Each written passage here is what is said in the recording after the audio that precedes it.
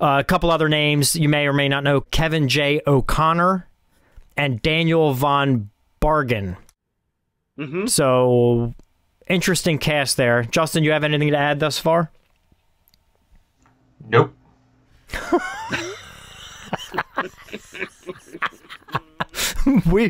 Awesome. We bring so much deep content. I'll tell you what. The magic is back, for sure. It's there. On this episode of the MacGuffin Guild, we're going to prepare for the coming in Lord of Illusions. This 1995 horror mystery thriller was directed by Clive Barker and stars Scott Bakula, Famke Janssen, Kevin J. O'Connor, and Daniel von Bergen. We're going to talk about Horror Noir, unknowingly walking under floating vehicles, what's in Justin's closet, how to mislead a ghost by faking your own death, and ask the question, are you ready for our wisdom? We'll discuss Scott Bakula's career, Traci Lords, how Mike altered Pat's perception of storytelling, 94 screensavers in cinema, and the tragic story of Daniel von Bergen. We'll get into how subtext can sometimes go over Mike's head, the Quantum Leap theatrical film, invisible fire ropes, the two things Pat hates the most in this world, and an exclusive first-time ever MacGuffin Guild Conspiracy Theory. I'm Pat Doherty, and as always, I'll be joined by my fellow MacGuffins, Justin Jones and Mike Antonio. Our theme song was written and performed by Jordan Vincent. Trust nothing except for your fear in Lord of Illusions. I raised you better than this. And welcome to another episode of the MacGuffin Guild. I am Pat Doherty, and as always, I am with my fellow MacGuffins. First and foremost, Mr. Justin Jones. Justin, how you doing? I'm great. Isn't that what I would do before? I would just say I'm good or something. I can't remember. I'm trying to remember what my shtick is. We also have with us Mr. Mike Antonio. Mike, how are you? Shit. I'm good. So we took a couple days off, and now we're going to get back into it here. Yeah, we took a long weekend. Yeah. So anyway, no, it's nice to be back on here. We had some technical difficulties getting up and running, so hopefully you guys are hearing this. But if not, it was a wonderful episode. It's a shame. Yeah. Sorry you missed out. Yeah. You're probably listening to the re-record right now. That's not nowhere as good as the original one. Oh, yeah, exactly. Yeah, it's just a tribute. It's a tribute of the original episode, which was so much better. This is just a tribute. So does anybody have anything that exciting that happened over our break? Anything they want to talk about or anything? Oh, yeah. As avid listeners would notice, I'm in a different room. Oh, yeah. So I switched the office and the bedroom around. As avid listeners would notice. You son of a bitch. So, okay, so hold on. So where... Justin, don't ever change. What's through that door behind you? This one? Yes. That's that's a closet. Okay. So the that goes out into the hallway there. That's a closet, and our bedroom's over. You can't see it; it's over there. I thought I saw your wife go into that door that you say is the closet, and I don't remember her coming back out. Is she still in there? So Laszlo's in there. We should have totally saved that for the Real Genius episode. Yeah. She's in her underground facility. Yes. So, no, that's cool. So you changed everything around in your house? Yeah. Cool. All right. Well, that was exciting. That was exciting, yeah. Yeah, it was. All right. Should we get into the movie today, or what do you want to do? Yeah, maybe we should. Okay, probably. Yeah, let's do it. This is going nowhere. This is too much excitement. As most listeners would know, a MacGuffin is a plot device used to drive along a story, and we here on the Guild like to use a movie as a MacGuffin to drive along our conversation. So, today, Mike, would you like to reveal the movie that we are doing today? Today we're going to do Lord of Illusions. Ah, very nice. But first, a spoiler-ravaged synopsis. Private Eye Harry D'Amour travels to Los Angeles and meets with a new client, Dorothea Swan. Swan reveals that she and her husband, famed magician Philip Swan, have been targeted by a religious cult experimenting with reincarnation. After Philip dies on stage in the midst of a dangerous trick, D'Amour must struggle to protect Dorothea from the ruthless cult members and their newly reanimated religious leader, Nyx, in Lord of Illusions. Lord of Illusions, 1995, rated R, 1 hour, 49 minutes long, directed by Clive Barker, starring, I didn't remember this, obviously Scott Bakula, but I did not remember that that was Famke Janssen. I did not remember that at all. I don't know who maybe it was before she became a thing. It was. Yeah, so maybe when I originally saw it, I had no clue who she was. Yeah, I guarantee we didn't know who she was at that time. Yeah, for sure. But I was definitely pleasantly surprised to see her.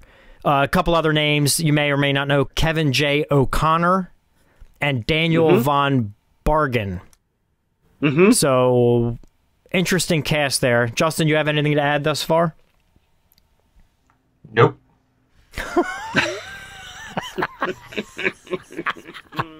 I was trying to, there's we bring so much deep content. I'll tell you what. The magic is back for sure. It's there. Oh my god. Woo, we haven't missed a step. I did see J. Trevor Edmund was in it. Did you mention him? I don't think I did, no. Oh, I thought it was interesting because I didn't even recognize him, that he was the guy that's in Return of the Living Dead Part 3. Or Return of the Living Dead 3. If you ever seen that. Really? Yeah. Yeah. Oh, yeah, there he is. You know what? You're right, Justin. Holy shit. Yeah, I looked it up later and you realized it was him. Fact boy coming through already. Yeah, how about that? Yeah, lots of interesting things to talk about here, including the very tragic and upsetting tale of Daniel von Bergen. Not sure what you guys know about it. Yeah. Oh, I don't know this. Yeah, we'll get into that a little later. Pretty messed up. Yeah. I did zero research on this. And I'm not to jump to the end, but I did fall asleep towards the end of this movie, so that'll be exciting when we talk about that part. Curious what happened. That's nothing. Mike has done a podcast on a movie that he watched 0 seconds of.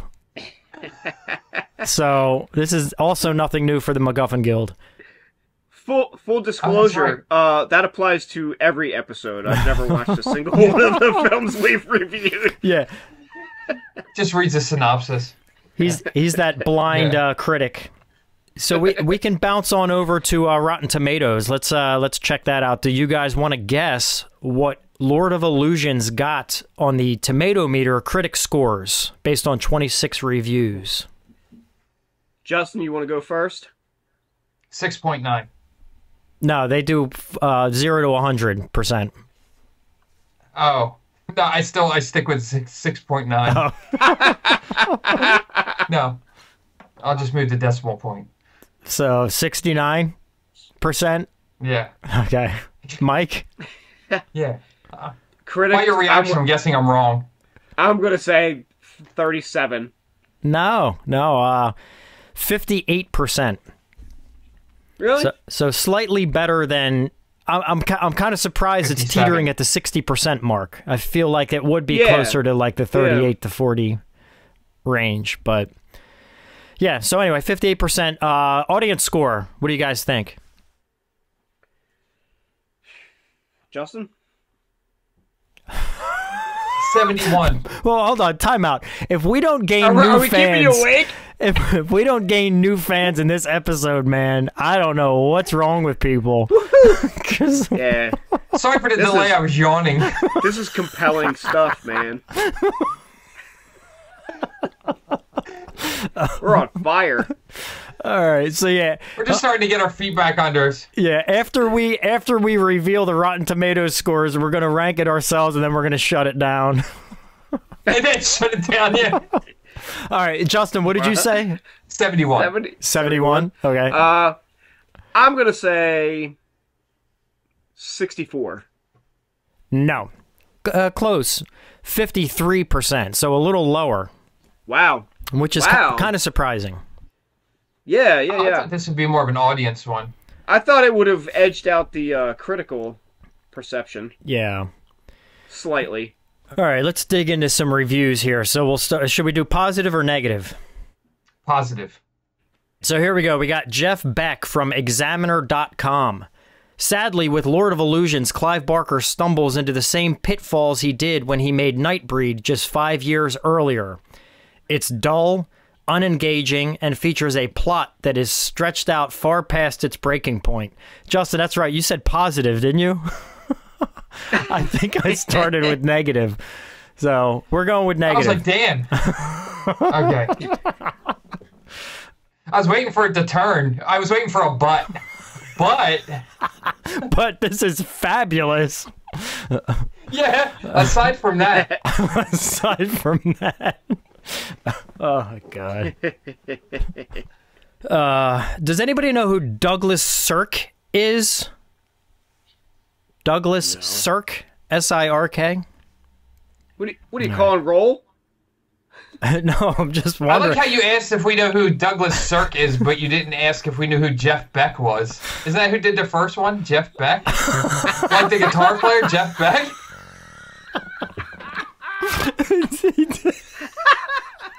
He did. I didn't even notice. Oh, he's a little out of his field, isn't he? Yeah. He's like, look, I'm busy writing this album, but I have got to comment on this shit movie that I just saw. Yeah. Oh, my God. Yeah. Oh my God.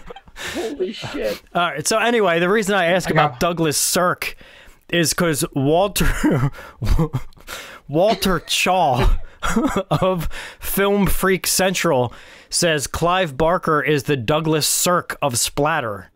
But that review doesn't land with me because I don't know who Douglas Sirk is. So I don't either. So Justin, if you're looking that up, I'll move on to the next and we can circle back around to that. How's it spelled? How's the last name Douglas Sirk, S-I-R-K. Oh, wow. I was thinking it spelled like Cirque du Soleil. Oh, no. All right, so we got Steve Newton from Georgia Straight. He says, it's a sad day for both Fright fans and the man Stephen King once prophesized as the future of horror. How do you feel about that, Mike? Man, fuck that guy. I don't agree. I hard disagree. All right, we got Mike Massey from Gone with the Twins. The problem with the story is that it's overlong, full of bland details, and engrossed with bloodshed, over-sensible occult configurations. Did you look up Douglas Sirk? Yeah, there's a lot of information here. So what's Read it can all. you summarize it? He was a German film director best known for his work in Hollywood melodramas in the 1950s. However, he also directed comedies, westerns, and war films. Sirk started his career in Germany as a stage and screen director, but he left for Hollywood in 1937 after his Jewish wife was persecuted by the Nazis. So a little history there. All right, so he's pretty much... achieved his greatest commercial success with melodramas, Magnificent Obsession, All That Heaven Allows, Written on the Wind, A Time to Love and A Time to Die, Imitation of Life, and Dune 2. Dickhead. All right. God damn it. Justin, don't ever change, please. Don't ever change. So we got Mike Clark from USA Today. Barker's visual side dominates its literary equivalent this time out, resulting in a time killer that may amuse fans until illusion is shattered by the rolling of the end credits. What? Let me read that again. Take two. Barker's visual side dominates its literary equivalent this time out, resulting in a time killer that may amuse fans until illusion is shattered by the rolling of the end credits. I don't know. I don't know what he's telling us. What does that mean? Yeah, I'm not sure. Okay, here we go. Was this a book first, or was this like just it's based on a story, not a book. Not like I think it's a short story, possibly. Did you read it? Did anyone read it? Yeah, but probably 30 years ago or 25 years ago. Okay. So, I do know that the character, the occult detective, Harry Damore, he appears in other stuff, other stories. Oh, in fact, he was in the sequel to the Hellbound Heart, which was the film Hellraiser. Yeah. What was the sequel called? I forget. Scarlet Gospels.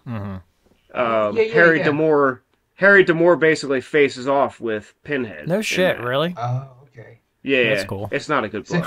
So he's kind of like a supernatural Alex Cross. Yeah, or like yeah, I don't know. All right, we got Chris Hicks from Deseret News, Salt Lake City. Lord of Illusions is also quite repulsive as it mixes the 40s-style film noir detective genre with ritual killings and supernatural demons. So now we're in the positives? Yeah, I like how they say that like it's a bad thing. I mean, this review is in the negative category, so I'm not quite sure. Anyway, let's. Yeah, these reviews are strange. Yeah. All right, let's do some positives. We got Roger Ebert from Chicago Sun-Times. Barker, who directed as well as wrote, establishes an effective rhythm in these scenes, and Bakula finds just the right note to play them. Okay. That was nice. Then we got Trace Thurman from Horror Queers Podcast. From the mind of Clive Barker comes one weird-ass horror noir. So... I take that as a positive. Yeah. That is a good... The fact that they keep said horror noir, it's funny because I remember when I watched this before, I didn't pick up on any of the noir stuff. I thought, it's weird. totally noir, yeah. Like this time, it's like, oh, how the hell did I not notice that before?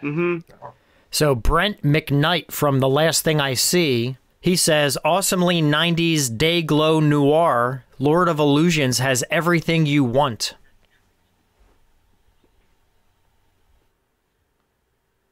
Anybody have anything? No, I mean, you know my opinion. Well, you don't know my opinion of this movie, but you can probably guess that I like it, at least.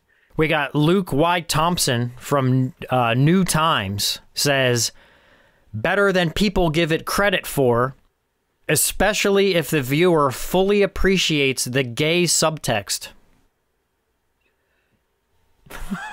It's there. So, okay, so let's talk about that. And not so subtextual as well, with the when he's doing his big stunt. I'm getting ahead a little bit, but I'm not going to go too into it. But the scene where he does his big magic trick, and before it reveals, there's the guys and the girls dancing and stuff. Yeah, and the guys are presented as very beefcakey. Oh yeah, okay. And like wearing like the really skin tight leotards and like with the rips on the shirt and stuff or whatever. However, you know what I'm talking about. You know the scene I'm talking about. That's not so subtle. Yeah, I guess I didn't really pick up on it. I mean, it makes sense. I guess it didn't really hit me in the face. I didn't really think about it. Yeah, he's been out for many years. Yeah. All right, let's see if I can find one more. All right, Caffeinated Clint from Movie Hole. Part noir. Excuse me? Caffeinated what? Caffeinated Clint. Oh, Clint. Okay. Enunciate that N there, buddy. Part noir, part screamfest. Prepare to be blown away by its uniqueness. So there we go. Okay. Yeah. So there's some really strong positive reviews there. Yeah. I thought they were all going to be either like, yeah, it was all right, or that movie sucked, you know. No, but I think when you got somebody like Roger Ebert, who's even given it like, you know, he's talking about the effective rhythm of it, but then how Bakula finds just the right note to play them. Like, that's pretty high praise from, you know, the likes of Roger Ebert. So I could totally see him checking out on a movie like this. Yeah, for sure. So, so let's see. So clearly we talked about Clive Barker. So he's done some pretty big things in his day. Hellraiser, obviously, Nightbreed, Candyman, Rawhead Rex. So he's really only directed whatever Salami is, whatever that is. Yeah, I don't know what that is. So yeah, Hellraiser, Nightbreed, and Lord of Illusions. Like, those are his big three. Yep. Okay. Yep. So as far as writing goes, he's got 42 writing credits. Yeah. Okay. Yeah. Well, he's primarily a writer. Yeah. Also, didn't he direct or something, have something to do with like stage plays at one point too, I believe, early on? Because that's where him and Doug Bradley oh yeah, you're probably right. formed their friendship. Yeah, you know what, that's probably what this Salami is, because that stars Doug Bradley. Oh, okay. Anyway, you think we would prepare correct information to discuss that, but not really how we learn as we go. Yeah. Again, I did We're learning zero with research. the audience. And apparently I forgot how to use the internet. Because I can't find... I'm trying to look this stuff up. I'm like, am I on IMDb? I don't know. So yeah. Well, it's been a couple days since we've been on the since internet our last episode on here. Yep. That's true. Yeah, so... All right, so let's see here. A little Is rusty. there a new Hellraiser? Or no, 2022. Is that the TV show? What? Oh no, that was the remake. That Stuff's like... That's with the female pinhead. The soft reboot, that was on like kind Hulu of. or something, right? I didn't see it. You didn't see it? Yeah, I saw it. It was okay. It was okay. Yeah. Better than a lot of the other sequels. I mean, they're most of them are unwatchable. Yeah. But You know what? especially the later ones. I used to not like Hellraiser 2. Like, I love it now. I love the first one. I remember watching the second one. I was like, this is dumb. And I just watched it again recently, like in the last year or so, and I was like, man, I really like this one. It is really eerie. Yeah. Yeah. I actually like the first four, which are the only theatrical ones. I would like to see part 4 notoriously was a Dimension film, and we all know who used to run Dimension and Miramax. Yeah. We won't say their names. They, of course, Dimension, the fourth one, got butchered, taken away, and re-edited, and blah, blah, blah. So, we actually have never seen the director's original version of that movie. Okay. But, anyway, yeah, I like all 4 of the first theatrical ones. After that, when they started going direct-to-video, they're not good at all. But that Netflix one from 2022 was decent. Mm-hmm. It was as good as those first 4, I'd say, in one way or another. Not as good as the first 2, but yeah, you get what I'm saying. Like still in that wheelhouse. Yep, in that pepper shed. Yeah, I'm with you. All right. So, Mike, you were the one that presented this film to us. So back to Lord of Illusions, obviously, not Hellraiser. That's not what we're doing today. But back to Lord of Illusions. Oh, no. So you were the one that brought this film to the Guild. So do you want to give us a little history and or the reason why you brought it? And I'm intrigued to know. Well, since we hadn't done this podcast in a couple days, I went back to my my master list of films I want to do at some point, and I was actually struggling. I was like, I don't know which one I want to do, and then this one just kept popping up. Like I kept coming back to it, and I was like, I should really do that one because I do like this movie a lot. And what year? 95, so I was a teen when it came out. Yep. So we all were. So I had seen it back then and really liked it. And actually, one of our good friends, Rob, is the one who recommended that one to me. Rob of Bristow Live Fire Pizza. And he's still, he's still, well, like, what's the one quote? Are you ready for my wisdom? Oh, yeah, all the time. That's for sure. A Rob quote that we've heard a million times. It's from this movie, yeah. So, yeah, I didn't realize he really that enjoyed it. I didn't realize that he introduced it to you. I don't think I knew that. Yes. Yep. He would talk about it, and then eventually, I mean, not eventually, but pretty quickly after, I did see it. Yeah. And I agreed with him. I saw exactly what he saw in the film. Yeah. So. That makes sense, because I always associate this movie with him. This really? and this and like Waxworks. Yeah. And I never knew why. Oh, yeah. Yeah, I know. Yeah. That was another one he recommended to me. Yeah. But yeah, just like I said, going through my list again, and this one I just kept coming back to it, and I was like, let's do that one, because it's one that I've seen numerous times, and I enjoy it. So cool. Justin, that's why I picked it. So Justin, what's your history with this one? I didn't pick it. Oh, I think this is only the second time I've seen it. I watched it one other time, I think, and I thought it was okay.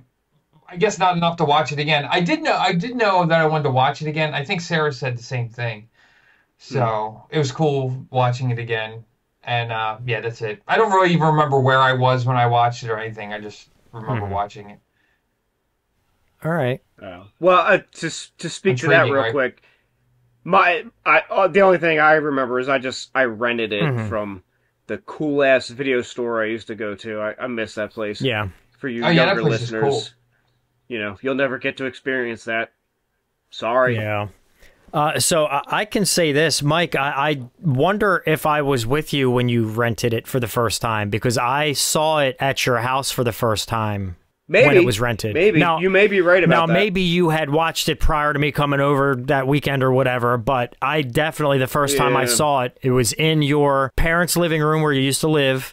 I was laying on the floor. You know, we were watching it in the living room, you know, I guess, did that TV sit... Were we cuddling? That TV sat right on the floor, right? Probably, yeah. Yeah, I think it was one of those big tube TVs. It sat, like, right on the floor or something. At that point, yeah, it would have been. So we were, like, laying on the floor watching it, and again, it was, like, you know, on, like, a Saturday or Sunday afternoon, like, all sunny outside, and we were watching that movie. Of course. Yeah, we should have been outside running around, but, you know... Pat, I don't remember that. Your memory's probably better than mine with that. But yeah, it may have been the first time I've seen it. I really am. Yeah. I don't know. I'm not sure. Yeah. So that was my first time for sure. And, you know, I dug it. So the second time I ever saw it was watching it for this podcast. I never watched it again after that. So you and Justin had only seen it once previous. Correct. Yep. Cool. So interesting. So anyway. Yeah, I've seen this movie a lot. Yeah. Yeah, it's interesting because I watched it as a young man and now a middle-aged man. So I'll watch it when I'm an old man, and I'll give you 3 different perspectives. And you'll have 3 different experiences. Yeah, exactly. It'd be like the Terry Gilliam trilogy of watching this.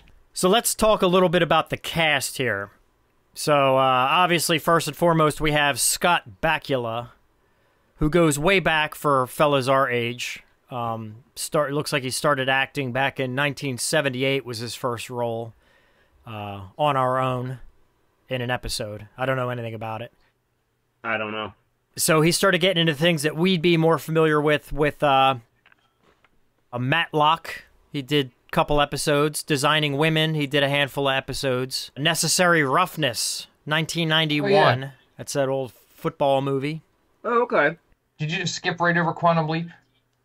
No. Well, I guess, you know what? It's a little out of order here on IMDb because I see that Quantum Leap started in 1989, but for whatever reason they had it, maybe because it ended in 93 after Necessary Roughness. So, but anyway, yeah, Quantum Leap, 97 episodes. That's, I mean, if anybody knows of Scott Bakula, they 100% know him from Quantum Leap for sure. Oh yeah, I don't know if you guys would agree with that.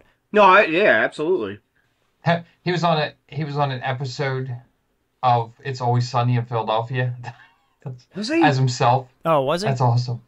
Yeah, I'm just according to IMDb. Yeah. I wonder when that. I don't remember. Oh. That show's been on forever. Yeah, you know, I see. Yeah, he's been in a couple things I didn't realize. Major League Back to the Minors. I didn't realize he was in that. Oh. American Beauty. I have no recollection of him being in that movie. He was like he was one of the gay neighbors. Remember the guys he goes running with? Oh. Really? And then, Vaguely. yeah, he was one of those guys. It's been a long time since I've seen that movie. Yeah, I gotta watch that one again. Yeah, me too. Yeah, so let's see here. He was also in that Star Trek Enterprise show, which I'd never watched. Yeah. Holy shit! Even though Yeah, I a like lot Star of Trek. a lot of people would know him from that, Yeah. Yeah, that's a good point. except that we all forgot about it. Oh, look, he was in an episode of What We Do in the Shadows. Was he? That's cool. He played himself in What We Do in the Shadows, apparently. Man, Scott as well Bakula as is The always Simpsons. playing himself. Was he Count Bakula?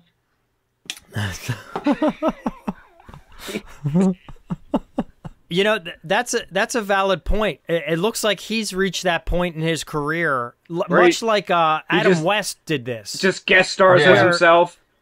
Yeah, he always just turns up as himself, which Yeah. I think is great when Yeah. actors, because clearly they're having fun with it, at that point. They're not taking themselves too seriously. Yeah. So that's cool. Yeah. Anyway, so yeah, we had Scott Bakula, and then we also have Famke Janssen. Was that Funky Janssen? Funky Dancin'? Funky dancing.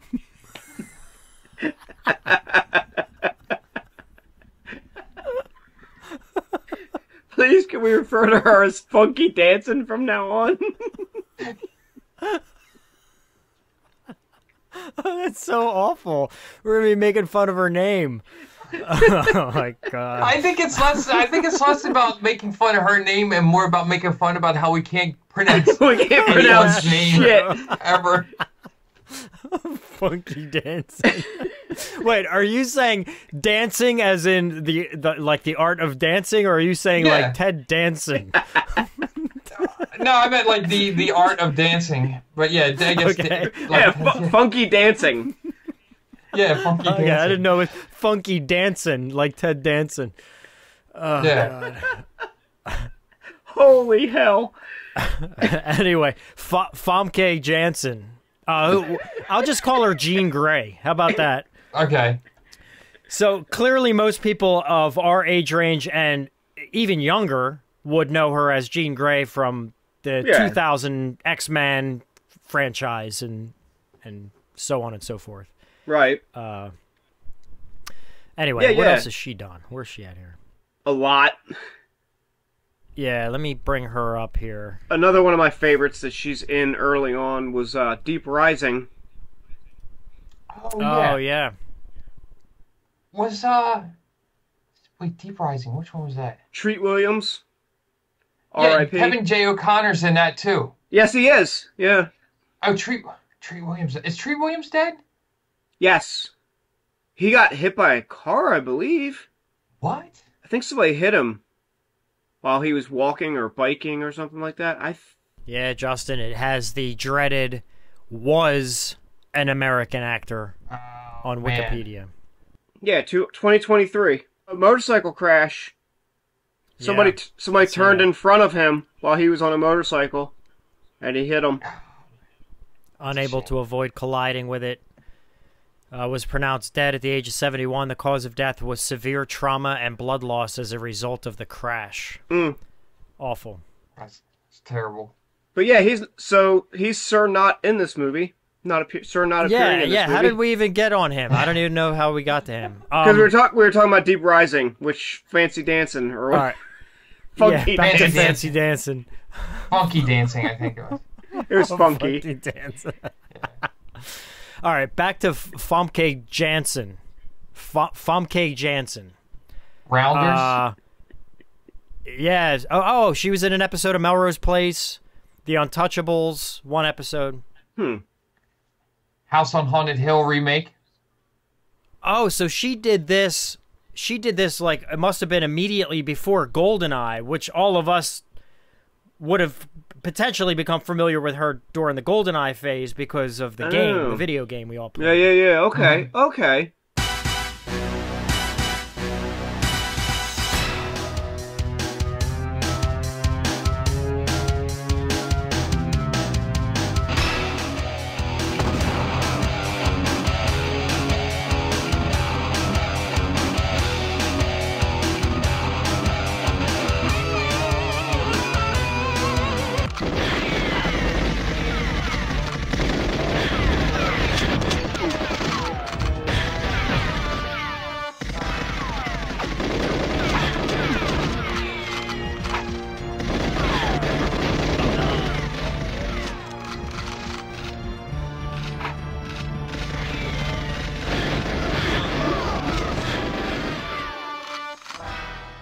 The Faculty, I remember that. Oh, that's right. Yeah, she was one of the teachers, right? But yes, yeah. So she's done a good amount before X-Men popped up, which I mean, I guess you could argue that X-Men is probably what she's most well known for at this point. I mean, that's what made her like widely known, I would say. So who else we have? We have Kevin J. O'Connor. Mm-hmm.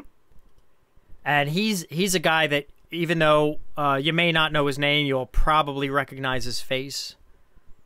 Yeah, I don't know. At least I feel that way. I don't know if most that's the people case, would but... probably know him from The Mummy as Benny. Yeah. He's probably very widely recognized as that character. Oh yeah, Justin. He's also in one of our all-time favorites, Steel Magnolias. Did you see that Oh one? man! Oh yeah, he is in that. That's what Sarah said. We were talking about it. He's like, yeah, he's in Steel Magnolias. Like, oh, I totally forgot about that. Anyway, so that's Kevin J. O'Connor. All right, should we talk about Daniel von Bergen? Yeah, let's get there. All right, so most people listening or potentially watching may not be familiar with Daniel von Bergen, who he is, but you may recognize him from, if not this movie, from possibly Super Troopers. He had a role as Chief Grady in Super Troopers. He was also in The Faculty, which is interesting. Oh, yeah. But he's done a good amount of stuff. Oh, yeah, he had a prominent role in Malcolm in the Middle. Yeah, that's a good how I point. always think of him from. Did he? Yeah, so you may know him from that as well. Yeah, he played Commandant Edwin Spangler. So anyway, he's in 15 episodes of that. Okay. So again, even if you're not familiar with him, with his name anyway, you'll almost certainly recognize him. A character actor who seems to pop up everywhere as the stereotypical cop, military officer, and or tough guy, von Bergen could turn in performances of stunning complexity when given the chance. So he's born in 1950 in Cincinnati. So at the age of 64 is when he passed away, which was in 2015.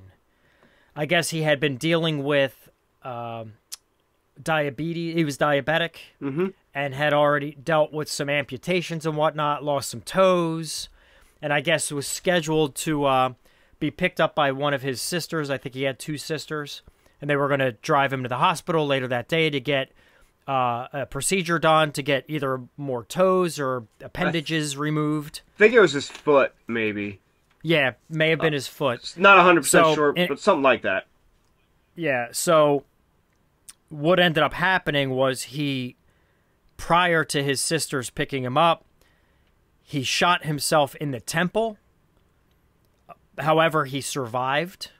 Oh, God. I guess... No, let me rewind here. Apparently, when he shot himself is not what caused his death.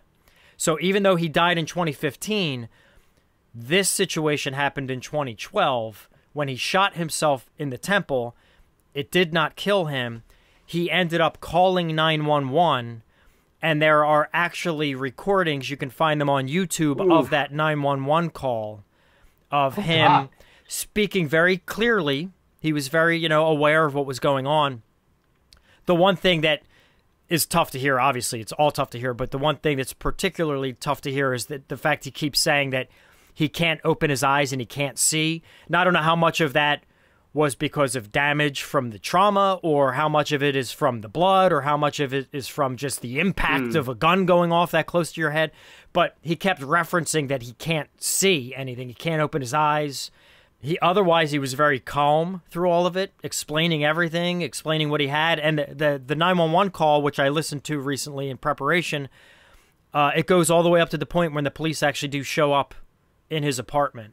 So you did listen to it? Yeah, I did listen to it. Crazy. See, I never listened to it. I didn't know that was available. I didn't know about that. If you just go on YouTube and search it, just look up his name with 911 call, it'll pop right up. But very tragic and sad, obviously. So even though, again, he shot himself in the temple in 2012, he lived for 3 more years. I don't know exactly what condition he was in at that point, I'm sure. And I think even the cause of death is a little unclear. Okay. So I'm not even quite sure of how he ultimately passed away. So it's just, it's really sad. Yeah, diabetes ain't nothing to mess with, man. Yeah. Yeah, that's right, Mike. He did already have one leg amputated. It was his leg, okay. Yeah, and he even said in the call that he was tired. So he just got to the point in life where he was just tired. He was done, yeah. So anyway, that's the sad, tragic story of Daniel von Bergen. So a MacGuffin shout out and much respect to Daniel von Bergen. If there is a silver lining to working in the industry that he did, it's kind of neat that he leaves, actors in his position kind of leave little pockets of things that leave a mark behind that can live on. And it's just, it's unfortunate. That is the story of Daniel von Bergen. So anything else we want to add about any of the primary actors? No, I will say, not about the primary actors. No, pass. No, I was looking at the list of people here, and Barbara Patrick plays the lead female cultist, who is the wife of Robert Patrick. Oh, wow. Oh, really? Wow. Huh. Yeah. I had no idea. Would never have known that. Oh, yeah, I see it right there. No shit. That is wild. Yeah. See, look at that, learning some shit. Oh, yeah? Well, the singer from Filter is Robert Patrick's brother. Oh, is it? Oh, yeah. Yeah, it actually is. Yeah. It's something Patrick. Oh, yeah. And then the song that Filter did, Hey Man, Nice Shot, was about our Bud Dwyer, who also shot himself in the head. Yeah. See, full circle. You brought it back around. Look at that. Wow. You said it couldn't be done. It's all connected. The universe is all connected. Yeah. Yeah, it is. So where does Kevin Bacon come into this? Kevin J. O'Connor? You could say that Kevin Bacon is another one of those actors that has started to appear as himself in other films. So, that's true. All right, let me ask a question then. I would like to. So let's talk about the movie a little bit. So, Mike, what is your interpretation? And I'm guessing you read this is based on a short story, correct? Yeah, and I did read it, but it was probably I was probably a teenager at the time, so I don't remember the story. So I think it's called The Last Illusion. Okay. I believe that's the name of the story, and that's as far as I can remember. Okay, so watching the movie now, is there a message? Is there a point that's trying to be made, or like what do you gather from it? Like what is the ultimate message that you walk away with? Why did we watch this? Why did we have to watch this? No. I don't know. I don't know if there's a message that I get from this movie, honestly. Like for me personally, or that anything that I see. I just enjoy the movie. I don't know. I don't know. I mean, it definitely warns you not to fall under the wing of a cult leader. Well, yeah, okay, so let's talk about that a little bit. So, we have this Nix character, played by Daniel von Bergen, right? And he has a bunch of cultists, and what would you say? What's this happened 20 years earlier? I'm not sure of the timeline. 10 or 20. I can't remember the amount of years, but it's a time jump. Okay, so, and then one of his primary cultists is a character named Swan. And played by Kevin J. O'Connor. Correct. So he gets turned off because they're kind of going too far. He thinks Nix is going too far. Like he's being consumed by this magic that he has, basically. Okay.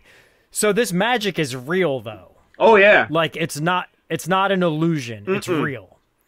So they managed to bolt an iron mask to his skull and kind of enclose his face, and they bury him. I guess there's no other way to get rid of him or to stop him. Yeah, everyone knows that. Yeah, I guess they have to contain his power. Yeah. Okay, so then this Swan character so is one of the messages perhaps as Swan grows up, does he start to then get tempted by... so clearly he doesn't seem to have the powers, but is he kind of faking the illusions to kind of get the same... Like, is that the point that, eventually, what's the saying? What's the saying about a hero or live long enough to become the villain situation? You either die a hero or live long enough to become the villain or something like that, yeah. Is there something like that going on where it's like maybe Swan, even though he knew it was bad back in the day, but now years later he's sort of becoming exactly what Nix was to a point? Is there a little bit of that going on? I don't think so much, because I mean, at the point we meet him, he's just a stage magician or illusionist, if you will. He's not really a fairly successful one, though. Like like David Copperfield, big, basically. Yeah. And remind me again why he faked his death. This definitely had I'm trying to think of another movie that was like this. It feels like it's an unfinished business type thing where he thought he was done with this. Years later, the same threat comes back, and now here he is in a different situation. 13 years later, having to tackle this thing again. And I feel like that's kind of like the plot, yeah. Is that someone having to like the plot of it, face this challenge again? Yeah, like it. Yeah, I guess it's kind of similar. I was trying to think of another. I knew there was another story. I don't know why I couldn't think of it. All right, so we find out that Swan is actually still alive and faked his death so that the ghost of Nix would leave him and his loved ones alone. Yeah, so he's basically faking his death to escape. I like how he tried to fake a ghost out by faking his own death. I think if anyone was going to know that you're faking it is a ghost. Yeah. What? This is just waiting for you. Super powerful magic ghost person thing. Wow. Yeah. I guess he's dead. Like, he's beyond life and death. If he were to kill him, like, he would then become a ghost, and he'd be in Ghostland with him. So, like, when he's sitting there, like... he hasn't attained that much knowledge and power. Maybe, I don't know. That is kind of whack, though. So Swan realizes that Nix is going to come back, and instead of trying to defeat him again, what is faking your death? How is that really going to protect your family? Like, it seems like it's kind of a flawed decision. Well, right? I think if Nix knew he was dead or thought he was dead, then he wouldn't even bother with the family. What would be the point? I mean, you could still... I don't know. If you hate somebody that much, I guess you could still, like, You could. Commit atrocities towards their family and lineage. Yeah, you could. Here's the real question. Yeah. When Scott Bakula goes in, speaking of things we missed, the part when he goes to talk to the other magicians afterwards, mm-hmm. He just, like... goes in and is like sitting eating with them, asking them questions, and they're like secret society type thing. Yeah. Like I miss like how he like we were like, did he just like invite himself over for dinner, or like how did this happen? He started talking to somebody else, and they kind of gave him an in. I don't remember the exact circumstances, but he was talking to someone previously who kind of took him under his wing and was like, "You're all right, kid," or whatever it was. Mm-hmm. Yeah. Yeah. Something like that. It felt a little weird. I was just curious, Mike, to know, because again, the way I perceived this movie was that it was a good little horror story. And again, all the illusions and the cults and all that were sort of just a MacGuffin to kind of drive along this fantastical kind of, stuff. I was just curious if, like, there was some big overarching thing that I didn't quite catch. I was just curious if there was something, some deeper meaning. I mean, maybe there is. I'm not so good with subtext sometimes. Yeah. It goes over my head a lot of the times. I take a lot of films and books and stuff more at face value. I mean, obviously if it's an obvious subtext, then I'll see it, but sometimes I don't see the deeper stuff. I'm pretty shallow. I didn't pick up anything. I didn't pick up a lot of subtext in this. I felt like it was pretty straightforward. There are a few little Pat's points elements that I think there's some potential subtle messages there. Maybe I'm creating them out of the blue because I'm looking for subtext. I don't know. But we could talk about that. So, unless you guys have anything to add, should we get into Pat's points? What do you think? I have a few things. You got something? Yeah, I like that there was a man-eating baboon in it. Yeah.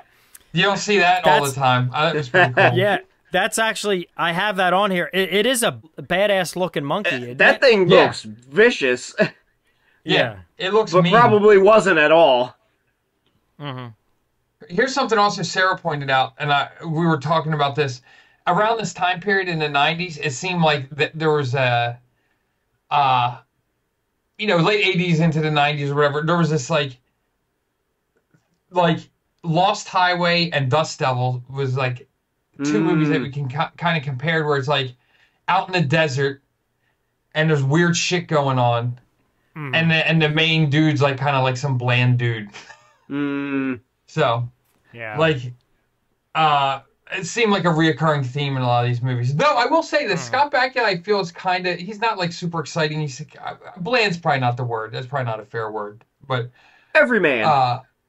Yeah, kind of, but like kind I feel like like the lower boring end of Everyman, not the exciting. Yeah, he's very calm and very like kind of mellow. But I felt in this he was more animated. Like there's parts where he gets like real angry and stuff like that. So he was a little. Yeah. That's one of the things I was going to talk about was how like actually good he is in this role. Both just his acting and as the character himself. His portrayal of the character. His choices are top notch in that movie. I think he's excellent in it and perfectly cast. Even though you would not typically go with someone like him, it worked perfectly. Yeah. Yeah. I will say another comparison, because I think I told you guys I rewatched in preparation for Dune 2. I rewatched the first Dune movie, not the David Lynch one, but the first part of the new movies. And as a comparison, what the hell? This doesn't match up with this other movie at all. Yeah. They changed everybody. A comparison I made between that movie and this movie, and there was like a fake out scene. And I thought it was especially funny, the comparison of watching them so close to each other. Okay. Because like in after all the swords fall on Swan and he goes down underneath and gets in a fight with those guys, there's a part where he's like, after they smash him in the face, he's down underground and he's trying to fake the guy out to get him to come closer. It felt kind of corny because he's like, it was. He just kept saying it was, and the guy's closer, like, huh? It was who? Huh? And he gets closer, and that's when he gets him. Yeah. Where like in the Dune one, like he's like, I was like such a better, better setup where he's like with the false tooth thing. Oh, like, yeah. he's like, Okay. kind of whispering, and it's like such a way to kind of he needs to know, Baron Harkonnen needs to hear with his own ears what he's saying. Like it's very important for him to hear. And you see like the guys are like, oh, maybe you shouldn't. I felt like I was set up really nice. Where he's just down there, and it felt like a fake out a kid would do. A little contrived. Yeah, it felt a little contrived, thank you. But it was funny just the juxtaposition of watching those movies like back to back. Like I think I watched one Saturday and the other one Sunday. Yeah, that's funny. Any other points, Justin? No. All right. Would you like to lead me into Pat's points?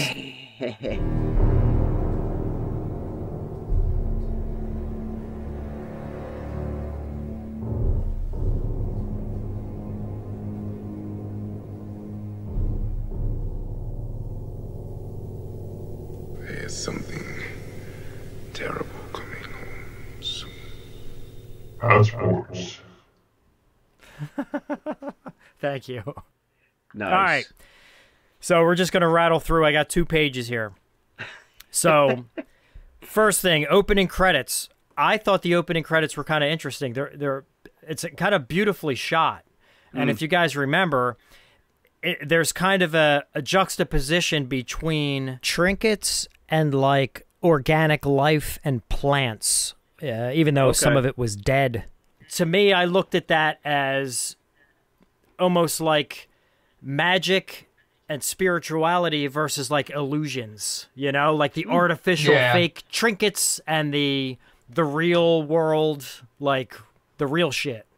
So I thought that was an interesting little, I don't know if you guys picked up on that. No. I did not.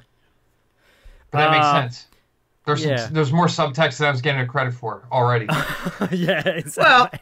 Well, with it being Clive Barker, I'm sure there is. Because, I mean, he's good with that kind of stuff. I thought in the beginning when they were putting the mask on Nix, how, I think it was Swan, had to bite his finger to draw blood so he could drip it onto the bolts so they would screw into his head. That thumb bite that he does, and you hear like the crunch of him biting into his flesh on the tip of his thumb, I was like, oh my God, that just like completely skeeved me out, man. Isn't that weird? Like the weird intense. Specific things that like get you. Yeah. But just how like he just gnawed into the tip of his thumb and you heard like a crunchy, oh, it was just gross. That always got me in movies where they do that, where they need blood. Like in The Thing, they do that, where they slice their thumb open. Yeah, yeah. And I'm like, why would you do you need your hands. Why would you do it on your, is there like more, you get more blood from there or something? Or is it just do it on your gross thigh or out? some shit. You know, like. Because you gotta hold stuff. Like, it never made sense. But yeah, it is effective though. Yeah. Famke Janssen was 31 years old when this was shot, so that was interesting. Okay, so there was the scene leading up to the final illusion, okay? When you see all the limos pulling up and everybody's going into the theater. I swear, and I would put money on the fact that I saw Traci Lords getting out of the limo that was almost like front and center. As, the camera's panning. It appears to be her. Obviously, I was afraid to look up Traci Lords films for fear of finding something I shouldn't be looking at. Yeah. But I just thought that I didn't know if anybody else picked up on that. It looked like her, but I could find nowhere online her given credit or it being mentioned anywhere that she was in this film uncredited. Well, let me do a little quick Google search myself right now and see what I find. For the kids at home that don't know who Traci Lords is, she infamously became infamous. What? She infamously became infamous. Yeah, I know. Is that the end of your story to give these kids some knowledge? That's all you're going to give? Yeah, that's it. No.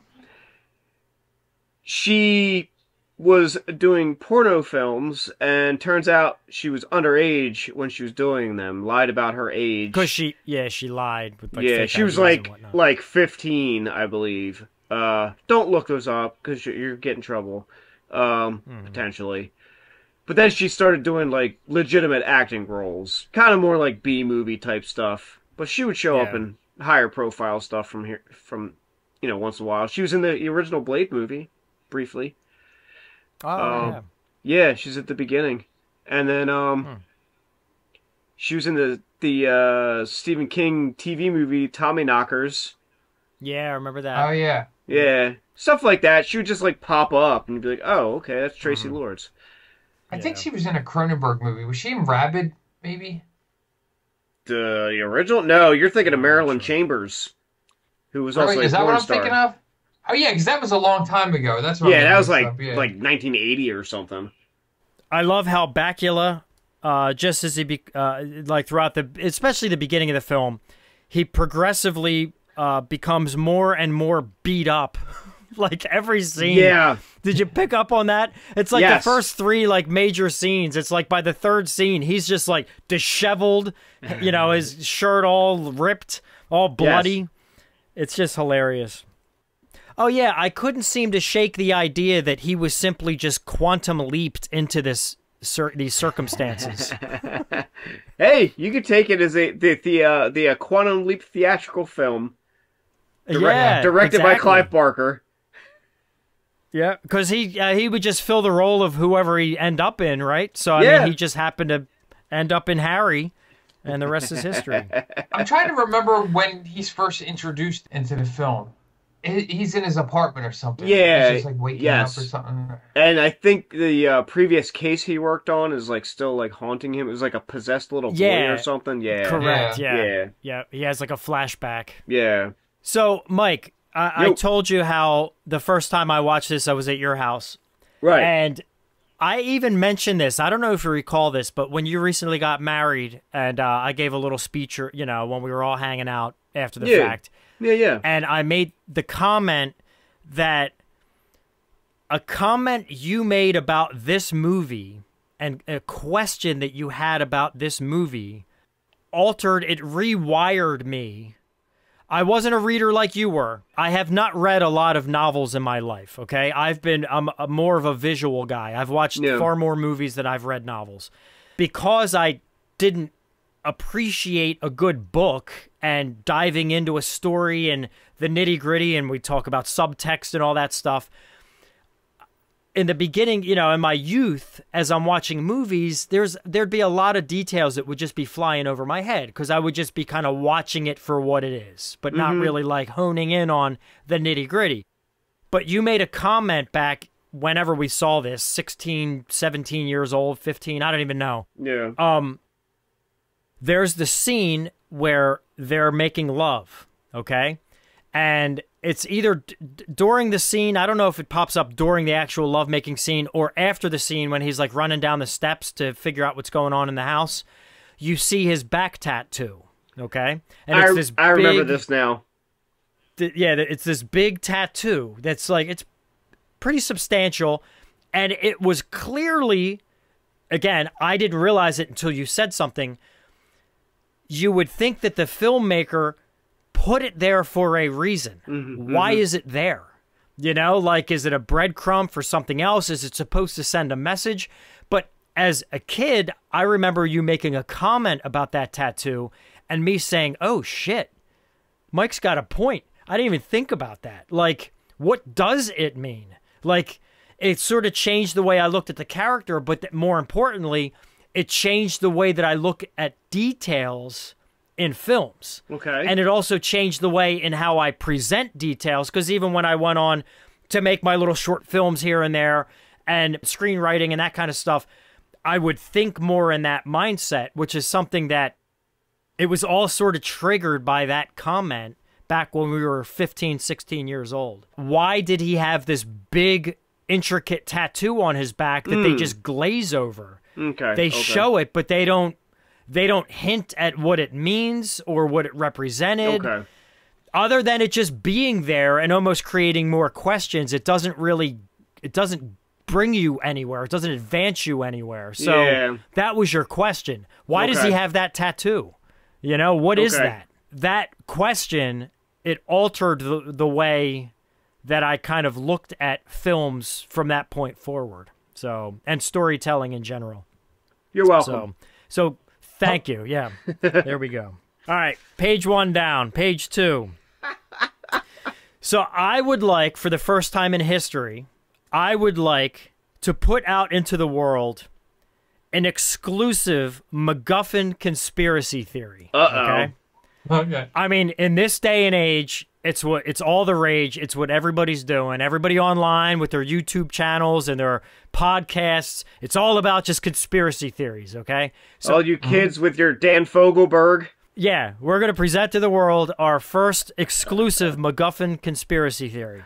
So what you guys may need to do very quickly, and the people at home will need to do the same, is you should Google this tattoo. You should Google the Lord of Illusions back tattoo. All right, so everybody at home, be sure to do the same. It's like a diamond shape, but then there's like 2 arrows that come off the top of that diamond, and then a bunch of arrows that point down below it. You see that? Yes. Okay. So here is my conspiracy theory. The 2 arrows that come off the side look an awful lot like the Amazon logo, right? With the smiley face, with the arrow at the end. Okay. Okay. I'm intrigued now. Okay. We're going crazy conspiracy, right? My conspiracy is that Amazon took their logo from this back tattoo from Lord of Illusions because commerce and money is all an illusion. And they are a primary lord of those illusions. That is my conspiracy. Yeah, I don't even think that's a conspiracy. I think it just makes sense. That's why I laughed. I was like, I mean, this is a no-brainer. This is what it is. Oh, you didn't know that? Are you late to the show? You didn't know that? No. We're starting a movement. Yeah. All right. Well, so you guys and all the guild members at home, please feel free to discuss. Yeah, discuss. Let me know your opinions. The timing works out too, because this movie came out in '95. Yeah. Well, that's just it. This came out before Amazon changed their logo. Yeah. That wasn't until I think it was after '99 that they changed to the smiley face, or to the tail end of '99, perhaps. Okay. Yeah. So yeah, definitely after this film. Yeah, the math does work out that this film with that back tattoo came out first. I think you're on to something. Remember we worked there when they changed that, remember? And everybody saw it on the box, and they're like, what's this, a dick? Exactly. No, I remember. And that's how I know that in '98, when I first started there, they did not have that logo. And then this movie came out in what, '95? So, yeah, 95. Yeah, so it was clearly the math checks out. Do you think we get Jeff Bezos on the next episode to give us some answers? I think we can pull it off. Maybe we'll have a part 2. I'm going to send him an email. Yeah. Back to the movie. My question to you fellows is, how hyper-focused do you have to be at the task at hand to unknowingly walk underneath a floating vehicle? Yeah. That's one of those cases where it's I should say YouTube channel I watch, So Bad It's Good, where they watch like B movies and they kind of just drink and like laugh at stuff. They're always saying the rule is if it's not on screen, it doesn't exist. Oh yeah. So if you don't see that car, then it doesn't exist until it comes into frame. Yeah, and it was a tight shot on his face as he was, or at least a medium shot on him as he was walking into the room, cutting Valentin's gums with a scalpel. That looked a little painful. Yeah. Oh yeah. Yeah, that's a rough one. That makes me cringe more than the slicing of the thumb or finger. Or whatever. Oh yeah, that gets me more than that. So this movie came out in '95. When did Jurassic Park come out? Was that '93 or '94? 93. 93. So even though, because I know, I know where we're going. Well, where are we going? Oh, about effects. Yeah. Well, here's the situation. This is what I'm going to say, and this is what's on my notes. The Nick's rebirth scene. okay? Mm-hmm. I felt they were a series of really cool effects, especially for 94, 95 when they were made. Okay. Yep. Now, and the only reason I bring up Jurassic Park is because I know that in hindsight, especially people that were too young when Jurassic Park came out, I'm sure that a lot of people sort of used Jurassic Park as like the game changer of the time. Like that was when effects just completely, the world was completely changed. Yes. It would be real easy in hindsight for somebody to look back and be like, well, this shit came out after Jurassic Park. Why does it look like dog shit? But to me, I don't think these effects are bad at all. Like, I think for what they are, like, I think that whole rebirth scene was, I think, exceptionally well done. I thought it looked really good. I don't know if you guys would agree with that. Counterpoint, the CGI in this was pretty 1995 CGI. Like, when there was like pixelated digital guy. Yes. Yeah. And then he folds up and disappears. Yeah. That looks really I bad. get that. He turns into origami. Yeah, exactly. I get that. I get that. But however, I think you can kind of like, you have to sort of give them a pass there because wasn't that... Okay, let me back up. If this was happening in Swan's house and Swan wasn't really dead, was he pulling the strings on these illusions? Were they projections? Right? Is that what they were? Because if they were like projections or fake, they weren't real. They were illusions. Yeah. So maybe they were projections of some sort. And you can kind of like, and look, I get what you're saying. You're right in that, yes, they look kind of like 94 screensaver. I get it. Yeah. But you can also kind of explain it away by telling yourself that, hey, this is, it's an illusion. It's fake. It's probably some projection from behind the wall. Like, that's what he's seeing. It's not real. Whereas it was different than the Nick's rebirth, because that was really happening, and those were actually, I think, really good practical effects. You know, they weren't like digital, digital nonsense. Well, there was some digital stuff going on there too, but... That is a really good point when you think about it, though. Like, I think having, like, the illusion effects not being as good as the real things that are happening makes the real things look better.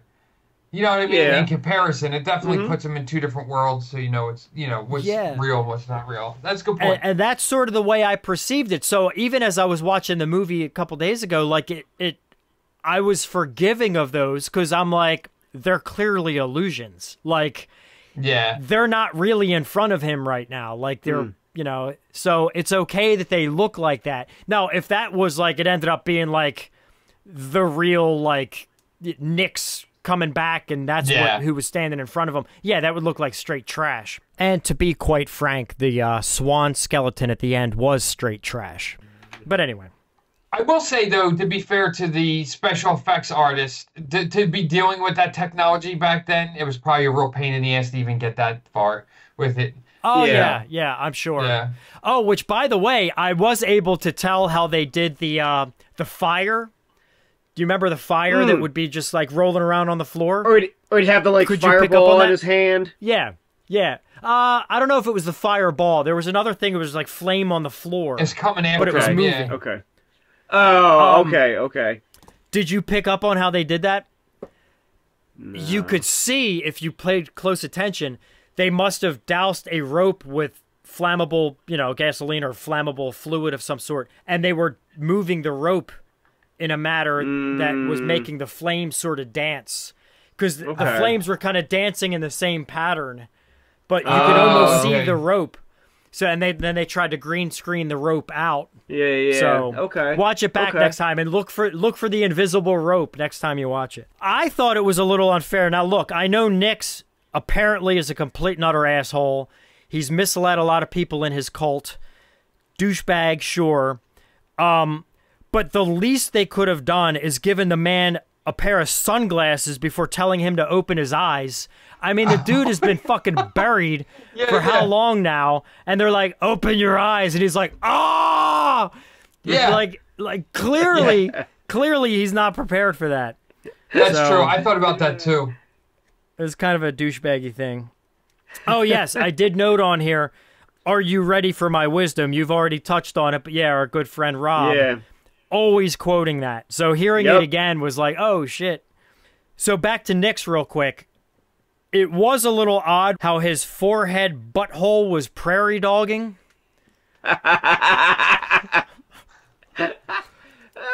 It always reminds me of From Beyond. Oh, yeah. The same effect. It's the same effect, basically. I mean, it's a cool effect how it's like, you know, pulsating and stuff, and it looks like something's getting ready to bust out of there. But it did look like an asshole that was prairie dogging. Like, straight up. Probably some subtext there. So I really only have three more points. Two of them involve Nick's. One was his brain tickle powers. How he, like, put his fingers through their heads and then almost, like, tickle their brain or whatever he's doing. And they would see what he sees, basically. Yep, they would see those terrifying visions and whatnot. Yeah. I don't know if you guys know this about me, but there's one thing in this world. Now, I don't typically like to throw the word hate around, but there's one thing in this world that I do hate. Nazis. With a passion. Well, yeah, Two that goes things. without saying. But this thing, what'd you say, Wu-Tang? I said two things. Oh, two things. Yeah, there are two things I hate. The other being the eyes of potatoes. So, like,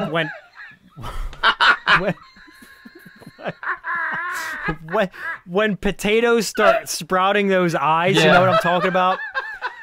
Like, nothing makes me want to, like, murder like that.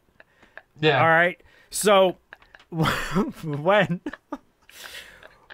Nick's started to, like, by the end there, did you notice how he started to sprout potato eyes? Holy shit, dude. It affected me.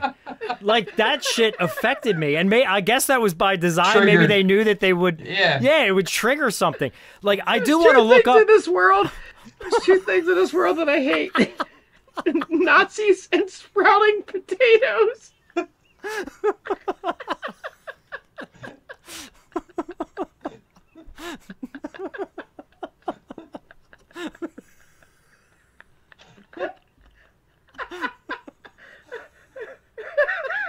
I guess it does sum it up pretty nicely. Oh, God. Holy shit. Okay, here we go. I'm trying to see if there's a word for that. Like, you know, like everything has a phobia. Is that like trichtophobia? Similar to that, where it's like you don't like holes? Yeah, it's like, something like that. Let's see here. Tater sproutophobia. Yeah. So let's see here. Oh, yeah, here we go. It's spelled Potnonomica, phobia. Holy shit. But that is the fear of potatoes. So apparently I have Potnonomicophobia. Potnonomicophobia. Yep. That's apparently what I have. So, anyway, when that was happening and he started getting those potato eyes, dude, like, it literally, I thought it was a phenomenal effect, don't get me wrong, but it did get to me. And that was also around the time when he says, he claims that he wants to be rotten shit. And I'm like... Like, I don't know, man. I thought that whole scene was exceptionally done, personally. I wasn't listening to anything. I've been laughing the whole time. Your fear of potatoes. And look, I don't mean to make fun of anyone's phobias because we all have them, but goddamn, potatoes. Potatoes. But I do want to make it clear, my fear isn't with the potato itself. It's just when it's elderly potatoes. It's just their eyes staring at you. Yeah. It's the old elderly ones, the geriatric potatoes. Those are the ones I can't stand. Okay, Dr. D. Yeah. That's Irish, right? Patty's potatoes. That was a horrible Irish accent. All right, so again, more subtext, hypothetically, and maybe a message. Maybe there is a message in this, come the very last scene, okay? So the very last scene, the camera's going back through the compound, all right, finding its way back. I guess it goes to where Swan is, I believe, right? Where he's laying there dead. Doesn't he turns into a skeleton, is that correct, after he dies? Am I right about that? I fell asleep. Oh, that's right. You didn't. Yeah, I fell asleep. I don't remember. Shit. Yeah, I'm not sure. Okay. In fact, I think Nick's, doesn't he completely turns him into a skeleton. I think he completely ravages him and destroys him into, like, bones. Because here's my note, and this might be the ultimate message of the film, okay? So it goes back in, the camera's going back in through the compound, it goes to where Swan's skeleton is now laying. But you hear the audio overlaid where they're saying the words, "Flesh is a trap," okay? Okay. So those are the last words you hear, if I'm not mistaken, as you're looking at the skeleton of Swan.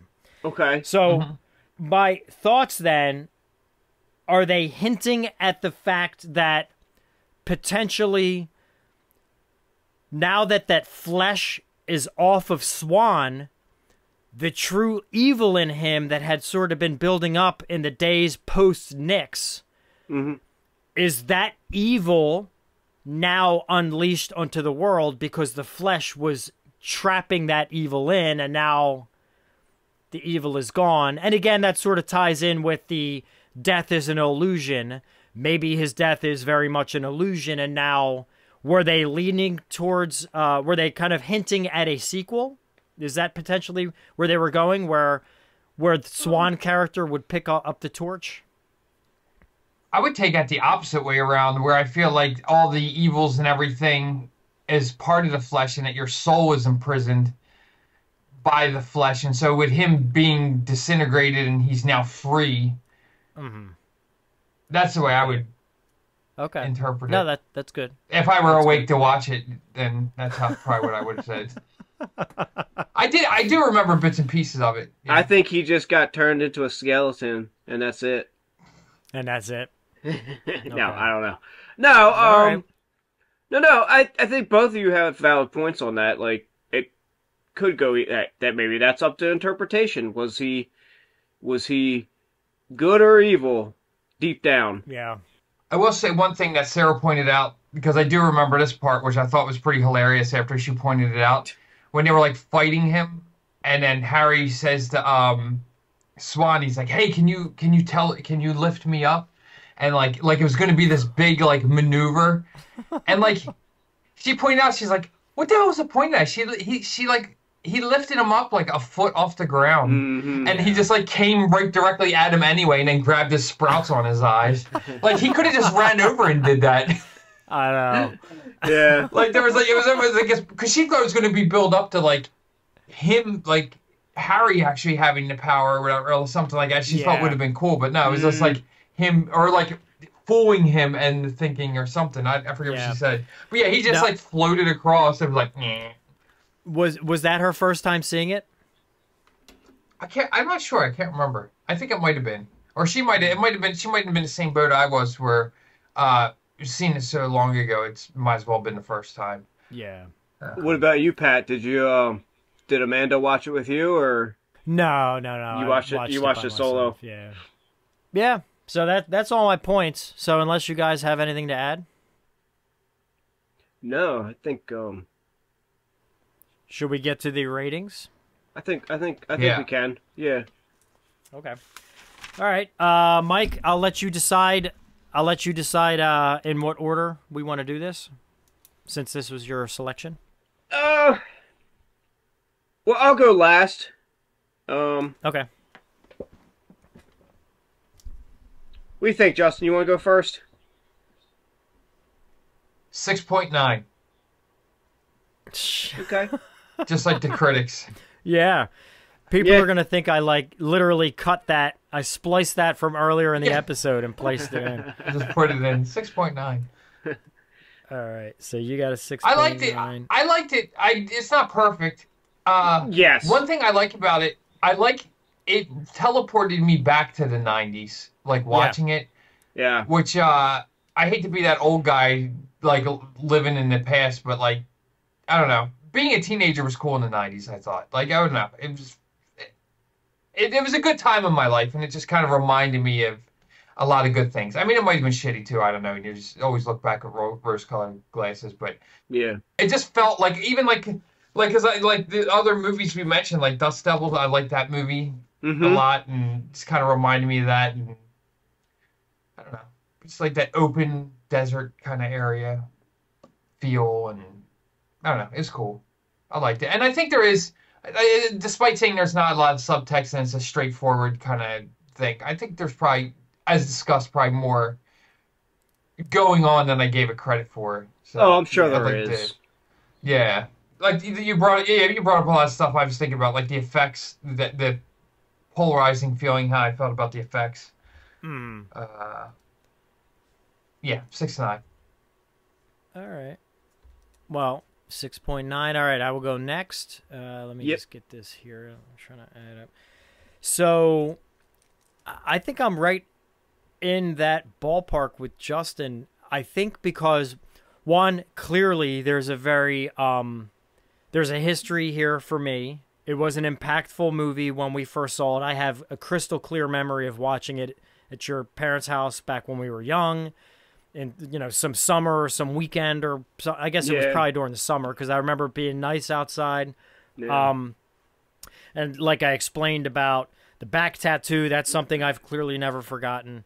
So there's certainly that emotional, personal connection to this movie. I do like how, like, years passed since I watched it a second time. So it wasn't that I disliked or tried to avoid the movie. It was just that, you know, I just never, opportunity sort of never presented itself. So I was very glad to have rewatched it. It definitely brought back memories and unlocked some things. And I do think it holds up. Like, I feel that way. Now, again, I know we talked about the effects, but even some of the more lousy effects, in the grand scheme of things, I still think are hanging in there. You know, there are so many other movies that came out around that time that the effects are not even close to holding on these days. Like, but this, I thought it was like, and you could at least sort of excuse it away if you wanted to excuse away some of the shortcomings. But I still think the movie itself held up. I think I'm going to be right there. I've never done this before, I don't think, on the podcast, but I think I'm literally going to copy Justin's rating and go with 6.9.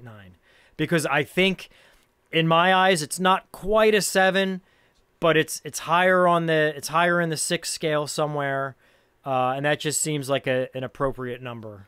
So there we go, 6.9. Yeah, I know both of you have only seen this movie once previous to watching it again for this podcast. I, however, have seen it probably over the years at least a dozen times. Yeah. Give or take. So clearly I do like it because I've watched it that many times. Yeah. I don't know, it's one that always stuck with me, like from the first time I saw it. Yeah. And the fact that, you know, it was recommended to me by our friend Rob, and like he was so right in knowing that I would like it. Yeah. I think Scott Bakula is terrific in it. I've mentioned that. He's really good. He's perfectly cast for this movie. Somehow, it's perfect.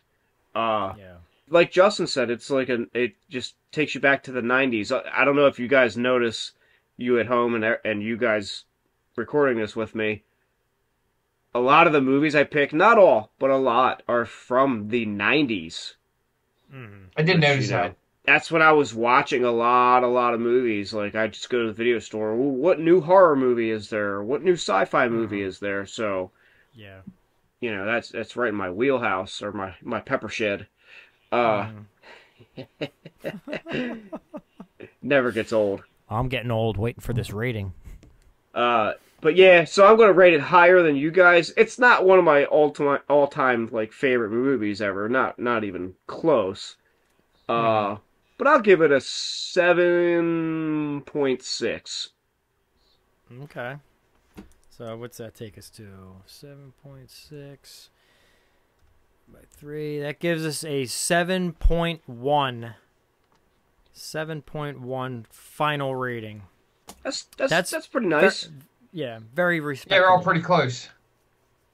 We're getting older and wiser, and we're all dialing in. Yeah. Viewers at home, The same shit. are you ready for our wisdom? Yeah. There it is. I'm sure they've long checked out. Yeah. That would have been perfect had you said listeners. Yeah, I know. I realized I said viewers, and I was like, well, I guess they're not ready for this. Well, yeah. Oh, well, Yeah, yeah, that's right. I forgot we're talking about... Well, we are recording. Yeah, we may have some viewers. So we'll see. We're We'll see what experimenting. happens. Yep. We're trying to expand the MacGuffin. I don't know, the MacGuffin brand. Yep, exactly. This is all product to us. Well, we don't actually care. We don't have any real feelings. It's all product. The MacGuffin experience. That's it. Yep. You guys are our consumers. Yeah. That's it. Yeah, because remember, commerce and money is all an illusion. Yeah. And yeah, It's and true. we want to be lords of that illusion. Yes, Yeah. that's our goal. Anyway, all right. Unless you guys have any final thoughts. We learned it all from our master Nix. Oh yeah, true. Yeah.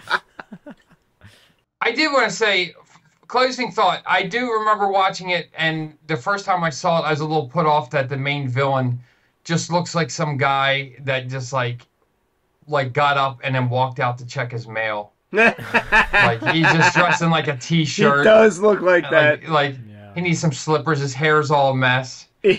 But I think there's some truth to that, though. Look at Charlie Manson. He never looked all well done up. He was just kind of a grungy, schlub. grimy. Yeah. Yeah. Well, yeah, I appreciate it much so- more now, but the first time I watched it, I was like, this fucking guy. So, I think there's some appeal to that, you know? Yeah. He's comfortable in his skin. He doesn't need it's to, true. you know, fancy himself up. He's comfortable in and out of his skin. Yeah. He's comfortable in his potato skin. His potato skin. So, all right. On that note, I got nothing else. If you guys are good, we can wrap it up. I'm good. I'm good. Lock it down. All right. Well, I will say this. Although we're coming off a short hiatus here, it's been wonderful being back in a virtual room with you guys again. Yeah. Yeah. Talking about movies again.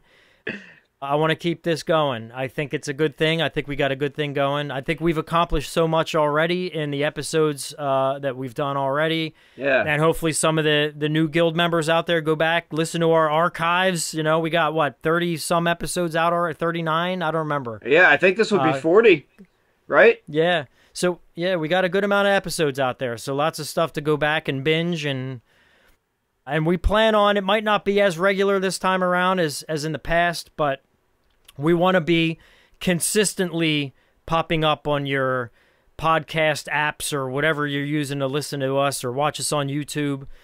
Be sure to click that follow button. What am I supposed to say? Ding that bell. Click that dong. I don't know. Flick that bean. Rub that nub. Be sure to rub the nub and follow us.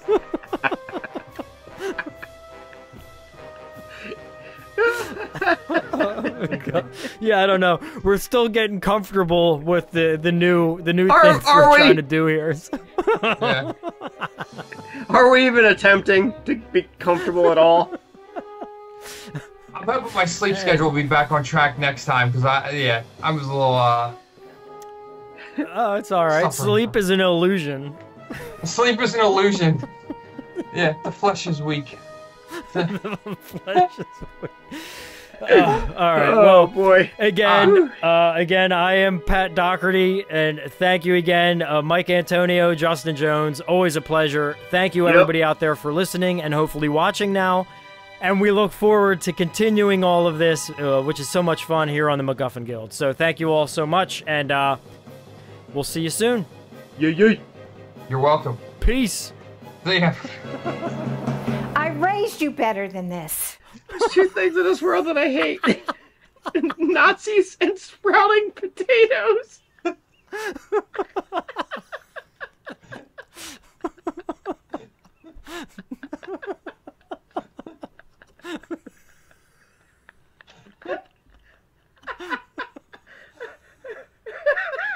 I guess it does sum it up pretty nicely. Oh, God. Holy shit. Okay, here we go. Be sure to rub the nub and follow us. Oh, God.